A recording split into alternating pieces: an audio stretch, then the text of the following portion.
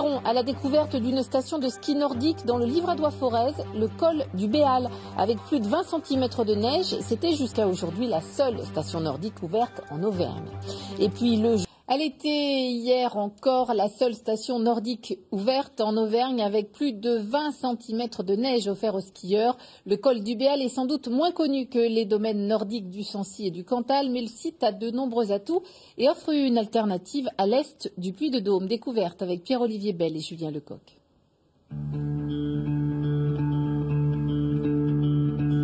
Le silence pour compagnon et la glisse pour seul horizon. Ici, les rares skieurs mesurent bien leur chance. Oui, je suis privilégiée alors. Oui.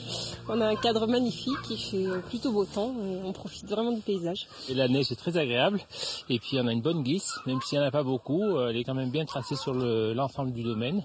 On s'est fait une dizaine de kilomètres et on a pris beaucoup de plaisir. Sur les 56 km du domaine, entre le Béal et le col de la Loge, les pistes permettent une pratique de loisirs ou un entraînement plus intensif. Mais depuis 2 saisons, la neige est capricieuse. Une apparition fin novembre, puis plus rien jusqu'en janvier. Alors, pour gérer l'accueil et la restauration, il faut savoir regarder le ciel et connaître sa clientèle. Alors, on a beaucoup d'habitués qui viennent du col de la Loge, en ski ou en raquette aussi, et qui arrivent ici et ils mangent leur casse-croûte, ils mangent la soupe ou le vin chaud, ils boivent le vin chaud, et puis ils repartent. Ça leur fait une boucle de 17 km.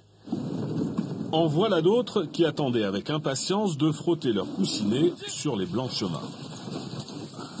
Et les chiens étaient impatients de retrouver la neige. Et quand on a vu que ce week-end ça avait neigé, on a dit on est parti. Et ce matin, ils étaient pressés de rentrer dans le camion.